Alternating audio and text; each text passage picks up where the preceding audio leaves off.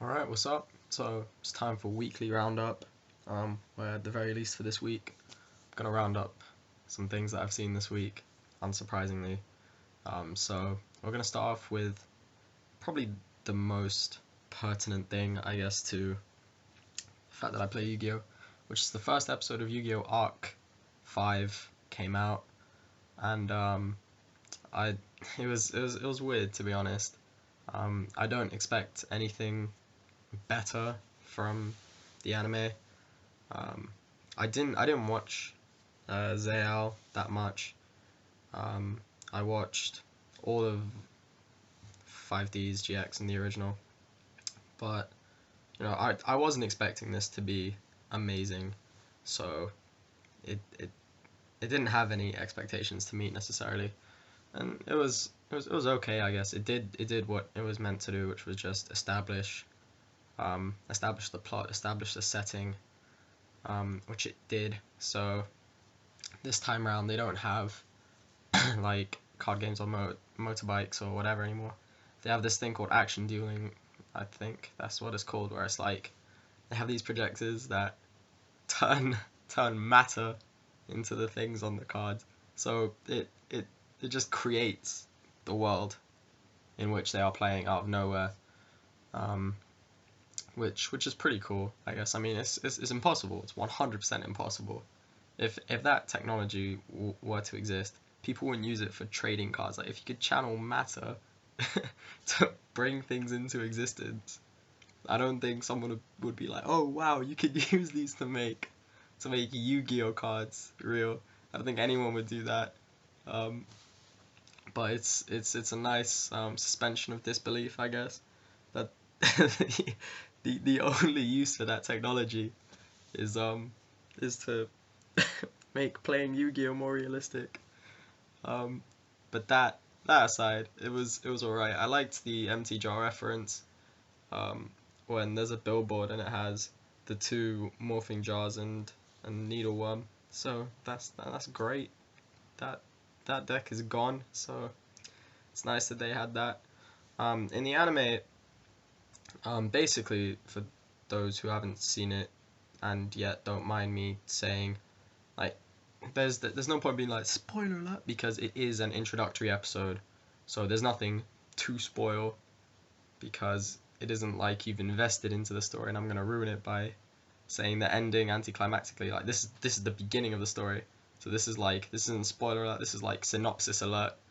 So um, the basic synopsis of the plot is that we have the new protagonist, Yuya, I think his name is. I don't know. I didn't care that much. I wasn't paying attention to what his name was. I just saw that it started with YU, of course. So I was like, yeah, protagonist. Um, his his dad was like a famous clown man. He was like, dueling is for entertainment in this world. Um, it's sort of similar to how with 5Ds they had the king Jack Atlas, and then people would get to contest him and things like that. Except rather than have it on motorcycles, it's more like they just compete in this world. So there is this champion guy, and a few, I think three years ago, the protagonist's dad um, went was meant to challenge the champion to a game, or he was the champion. I can't remember. I think he was the champion, but he was meant to be playing someone else, and then he didn't show up for some reason, so he disappeared. And of course the crowd was like, oh, it's because he's a coward and all this. So then Yuya is the new protagonist. It's 3 years later. He's matured. He's ready to succeed from where his father left off. So he gets offered to challenge the champion to a game. He accepts, and it's like he's basically just a joker, right? He just takes the piss. So rather than be all serious and like, for us time to deal, he's just like la la la, like riding hippos and sliding down things and whatnot. Um, so I guess that will be his motif when it's like, his dad said something like, when you feel like crying, you have to smile, and I guess that'll be his character motif throughout the series. Things will go badly, but then it'll be like, you just gotta smile, and then he'll win out of nowhere. Um, so that's cool. That's whatever. I think that they could have spent a bit more time developing the the the backstory. I think one of the problems, I guess, that I have with it is that it's not its own episode. It's like part one of two, presumably part one of two. So towards the end, you see Pendulum summoning for the first time. He has a pendulum around his neck that his dad gave him, and then it's like Odd Eyes Dragon, which is a card, becomes Odd Eyes Pendulum Dragon, and Astromancy and Chronomancy become their pendulum things.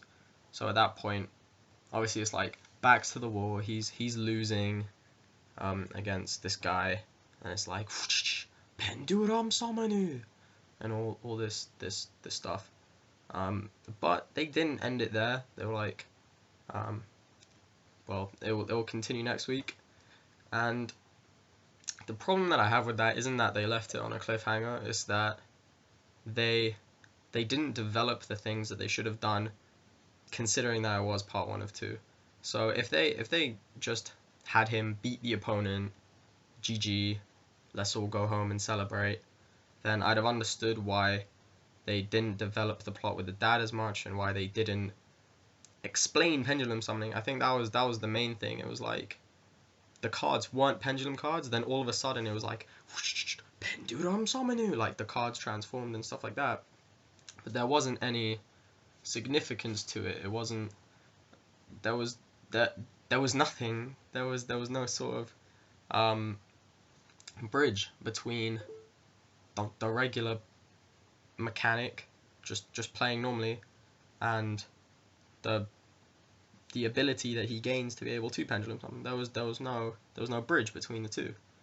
And I think that, like, if it were a one-off episode, and it wouldn't have taken much time to have come up with a way for him to win, because they've done it before all the time, where it's like a guy will be playing, like, protagonist playing someone, and then they find a way to come trumps in the end and win. That doesn't take that long, really. It takes a few minutes.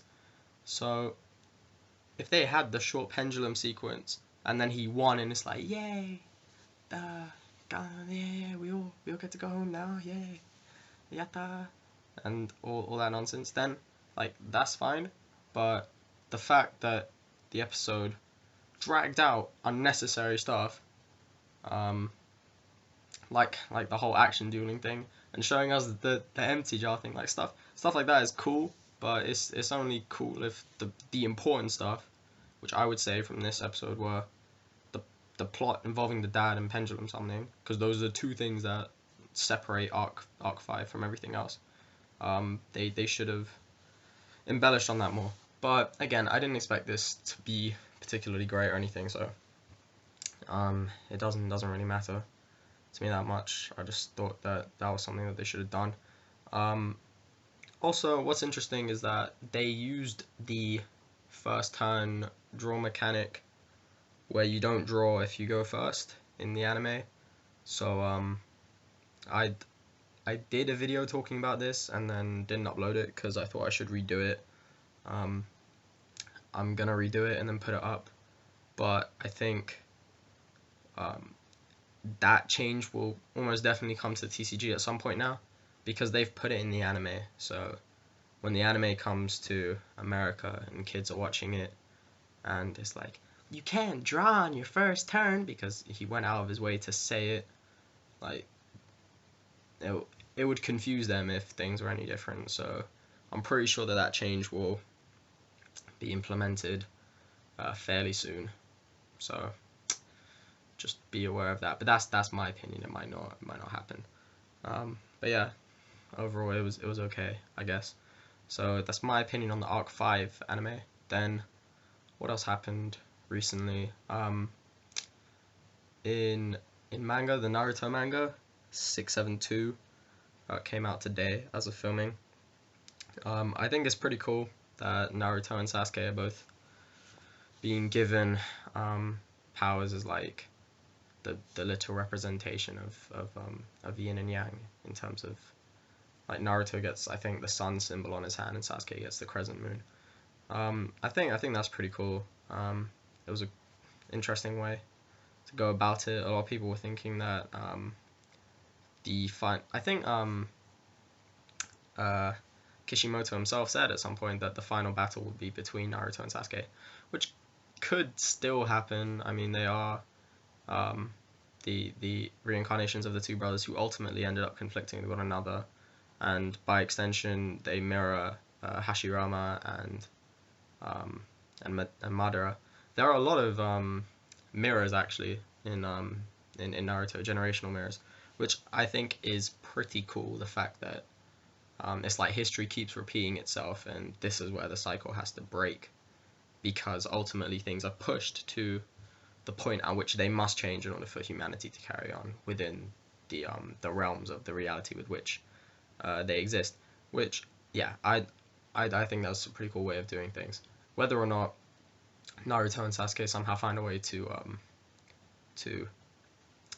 find a peaceful conclusion, or whether or not they have to continue fighting it out, is interesting. But I think that's cool. We're getting to the more meat and bones part of the manga now, where they'll find a way to beat Madara. Both of them will do something together. They're like, we must work together to defeat Madara, and they're like, okay, and it'll be that. It'll be like some Rasengan Chidori cliche, and yeah.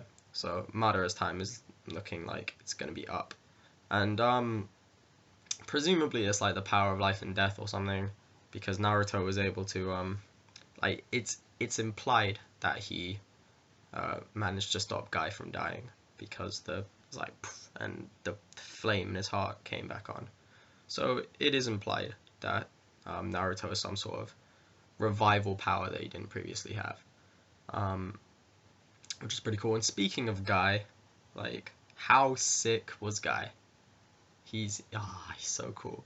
The way that no one could touch Madara before. No one. He looked like a god. He looked like a king, and just above everyone. And then Guy was just like, nah, and almost killed him as well. It's sick. I love Guy, and I love Rock Lee as well.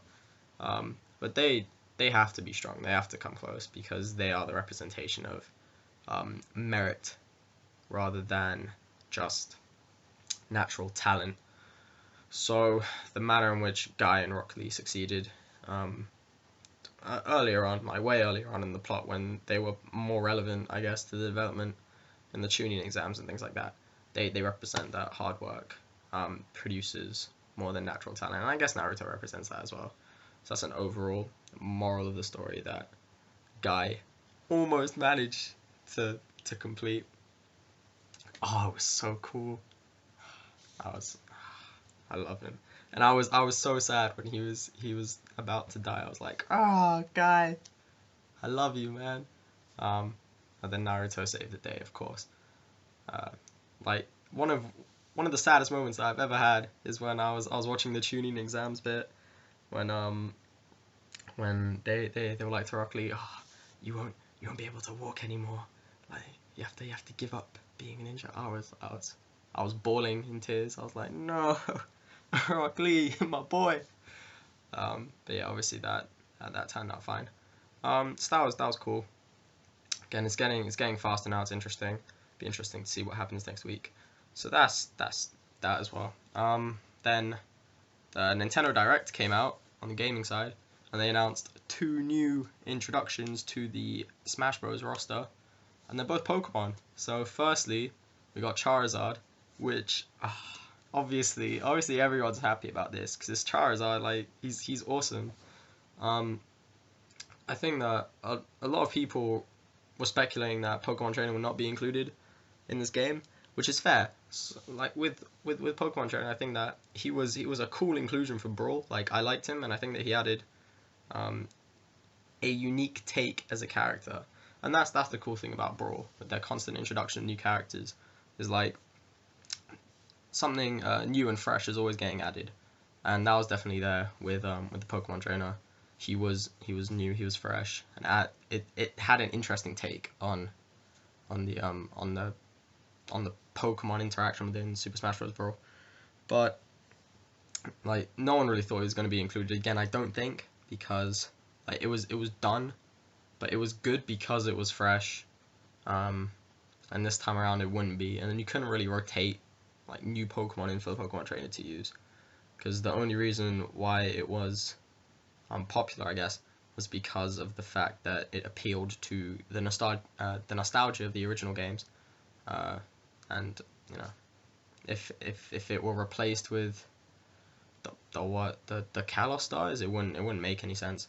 So yeah, and obviously, if you're going to include a Gen 1 Pokemon to appeal to that nostalgia, whilst also adding something fresh, like Red can't be included anymore. Pikachu's already there. The Charizard is a pretty obvious choice. I mean, a lot of people thought that Mewtwo would be in it. I personally thought that'd be pretty cool if Mewtwo were in it.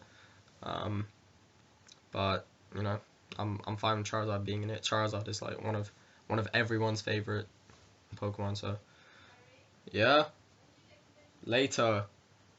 So that's fine. Charizard is a cool inclusion. I think that for Charizard within the game, they need to firstly make him a bit quicker, because I understand that he needed to be slow within the context of Brawl, because the point of the Pokemon trainer was that he had like the quick one in Squirtle, and then medium in Ivysaur, and slow but powerful in Charizard, so there was that balance. Now that there isn't Squirtle anymore, or Ivysaur anymore, so Charizard doesn't need to be as slow as he needed to be in order to keep a balance between the three. So they can make him a bit quicker, which would be great, because he isn't all that slow. But I don't know, because the other inclusion might take away from that, which is Greninja. And Greninja was like, where did this come from? Again, a lot of people didn't think that Lucario would stay in. They thought it would get rotated for something new that is more relevant to this gen, or even Gen 5. So people were saying Mewtwo, people were saying Zoroark, and things like this for the new inclusion from the Pokemon franchise. And like Greninja was, wow, that was random. So I don't think anyone expected that, for them to go with Greninja, but like it's pretty cool, honestly. I don't mind at all that they put Greninja in there. Greninja is probably the favorite starter from this generation, because I mean it's a frog ninja, it's sick, and it makes sense as a character within the game. Like it is a ninja, so it's pretty easy to implement it. It's just a quick, sneaky sort of character. Oh, when I was watching the direct and saw it use substitute, I was so pleased. Like, if someone were to have said to me, "Yo, this Pokemon's gonna use substitute," I'd be like, it's gonna use a move that pretty much everything can learn. Like, what? Oh, but the way Greninja, made it so cool. And like Water Shuriken is a dead move within the actual video games, but of course it looked sick in this. It was so cool.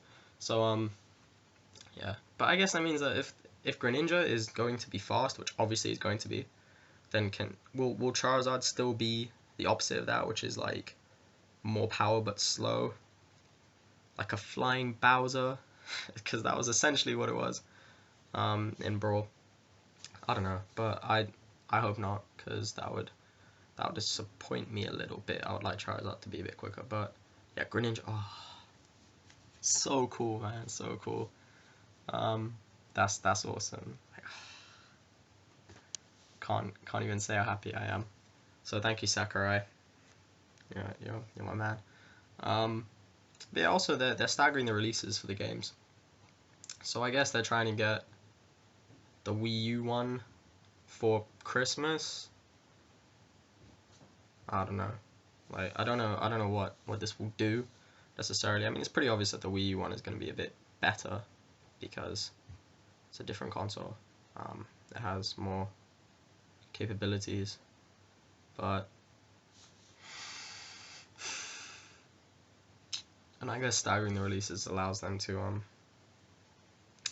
put the hype on one, so that one sells, and then reduce the other one. Also, the 3DS has sold more than the Wii U has. The Wii U has been a bit of a flop, so I guess by releasing the 3DS one first, then people can, like, because more people own a 3DS, so they'll buy the game and then they'll get hyped about it. So it might convince them to buy a Wii U, especially considering it's around Christmas time, so there'll be holiday promotions and stuff like that, bundle packages, etc. That would convince them to go purchase that the Wii U and the Wii U version. So yeah, it's interesting. I don't know. I don't have too much of an opinion on it. Some people are like, "Rah, this is so bad." Like, I don't. Doesn't matter to me. I have a 3DS. I don't have a Wii U, but I plan on buying a Wii U at some point. So don't really care that much. So that's on the gaming front.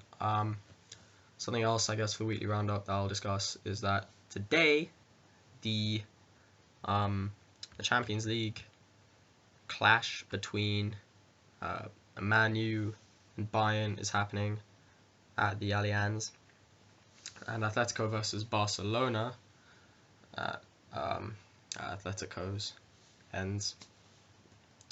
That'll be pretty interesting. I think that Barca will get through, but I would be so happy if Atletico got through, because Barca can burn for all I care.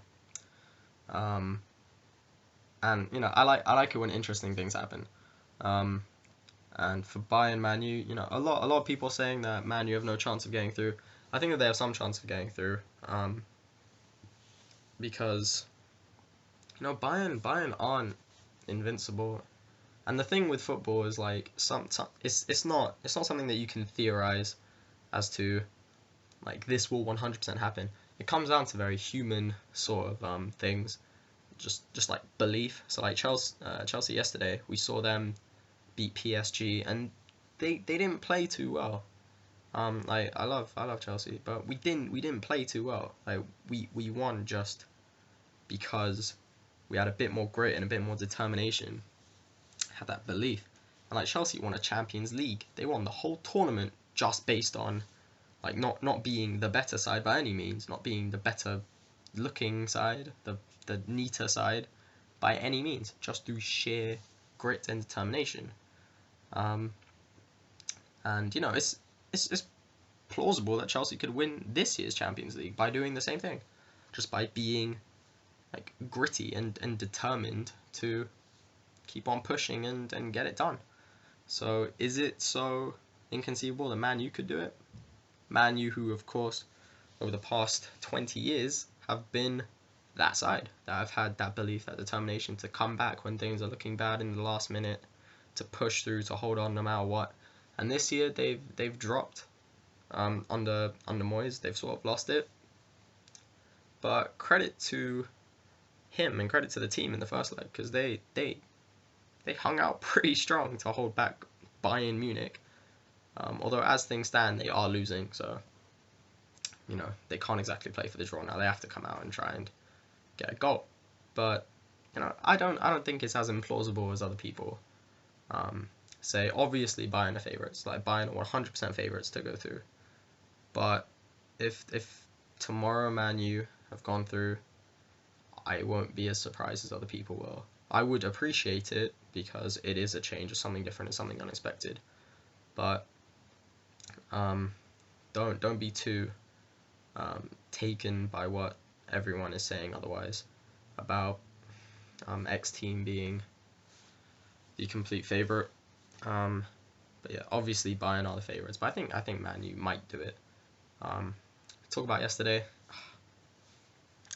I felt so bad for Dortmund, man, so bad.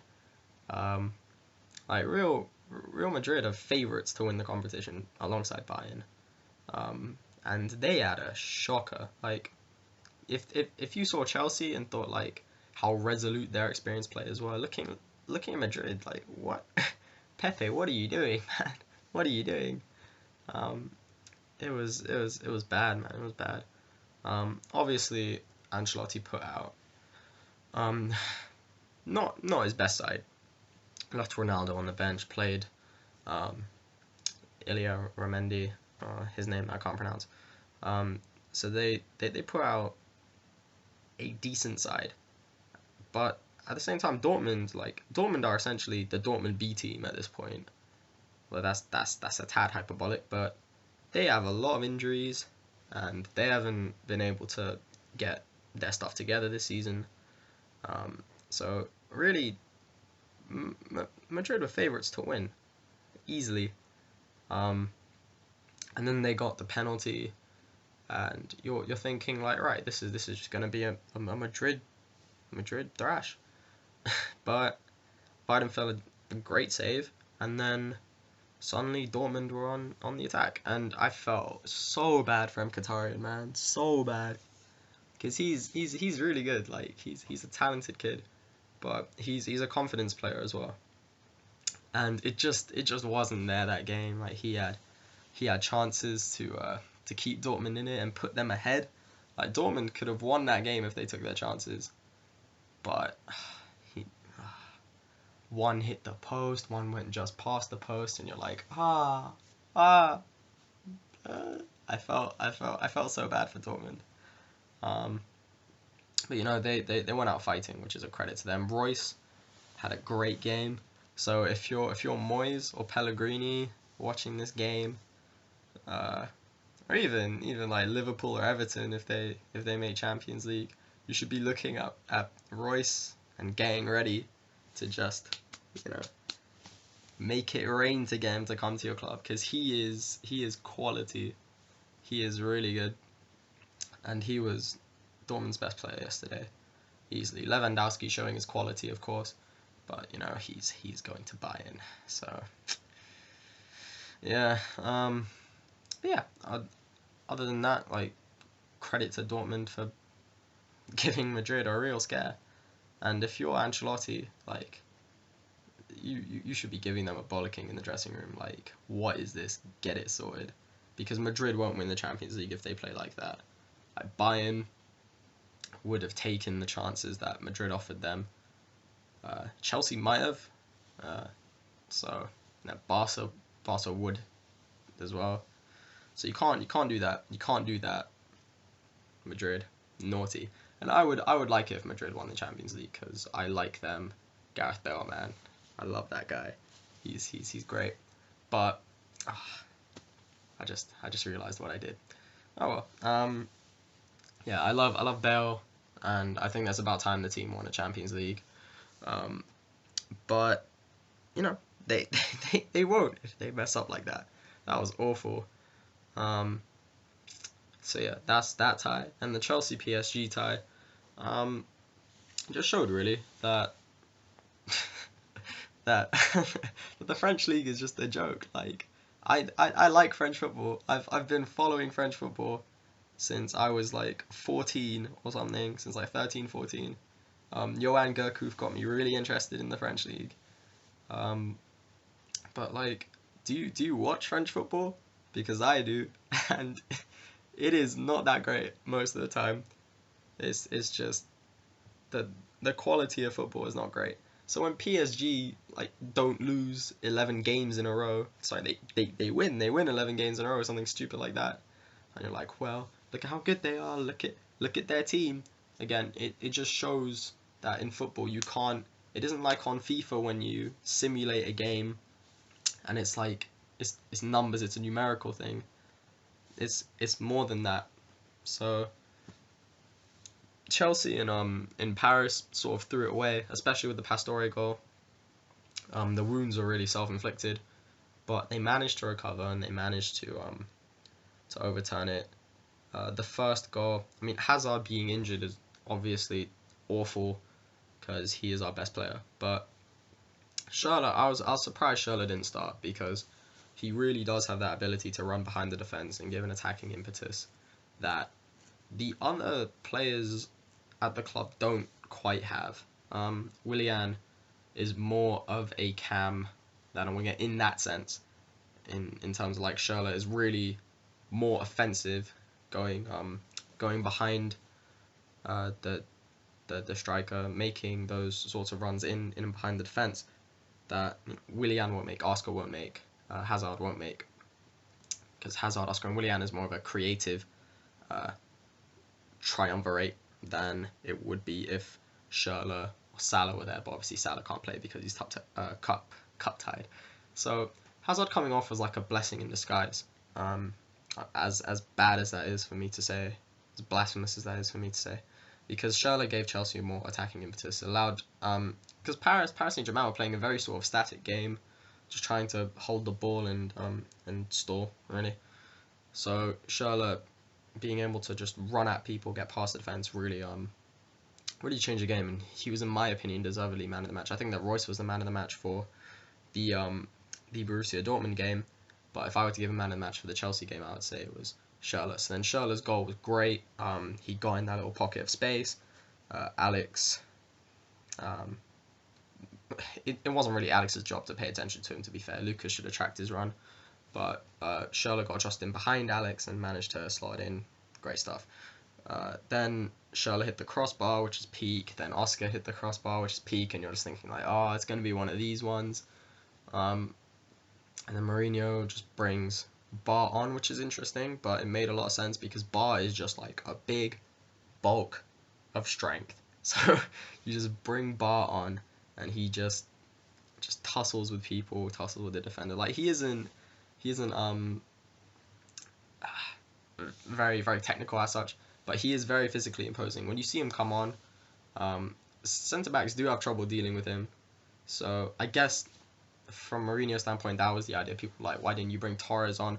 And also, why'd you take Lampard off? Lampard probably went off because he was on a yellow card, and also because you wanted David Luiz in there to stem the attacking flow somewhat, although they were taking the pace out of the midfield anyway, but they couldn't really help that because Ramirez was out. So taking Lampard off, considering Lampard was on a yellow card, was fine, because the worst thing that could have happened would have been for Chelsea to have gone a man sent off, even though you are keeping David Luiz on the pitch, who is, a bit crazy, although I love him. So Bar coming on is good because Bar gave Thiago Silva and Alex something more to think about, which would create space for Eto'o, who was quite an isolated figure in that game, and for Schürrle running behind him. That was the idea. And then towards the end, he had to take a gamble because nothing had changed, so Oscar came off, Torres came on, right, fair enough, and Bar ended up getting the goal with a bit of luck, which is fair. So at that point, Chelsea deserved to win. Cavani, like, if you're Cavani, man, come on, like, if you scored, we'd have signed you in the summer. We'd have been like, yep, he knocked us out. Chelsea do this, like, Chelsea buy the players who score against them. This is a common theme. Salah, Willian are players who have beaten Chelsea, who have outplayed them. They sign them. To an extent, Matic and Ramirez and Luiz having played for Benfica, who Chelsea seem to frequently play. But Matic had a brilliant game in the Europa League final, and then we sign him back. So Cavani, like, Cavani, man, come on. But to be fair, I guess it was quite difficult. The touch was great. The ball from Kabay was superb, but he really should have finished it, and that would have put us out straight away. But we ended up coming back and we won, so that's good.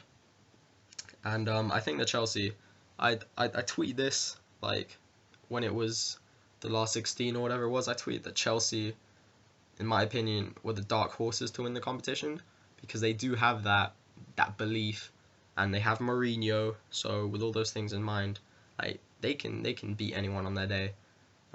they just have to make it their day and not get totally outclassed. And you know, we could pull through, and that seems to be more the case now. Going out in the semi-finals would be fine, but you know, who knows? We can push for it.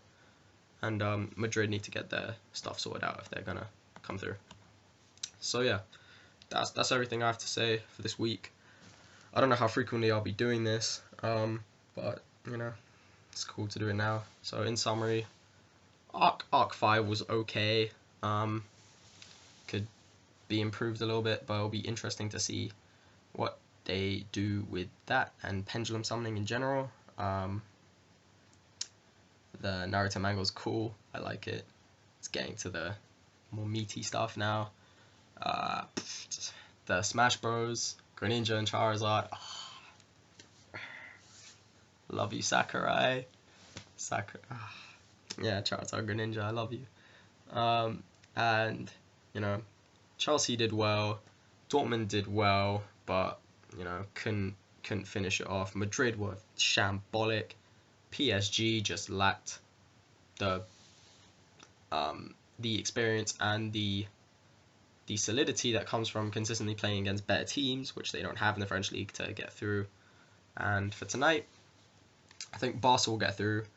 I think because you know, it's Barca. I think that they'll pull one over Atletico. Unfortunately, I'd love it if Atletico did go through.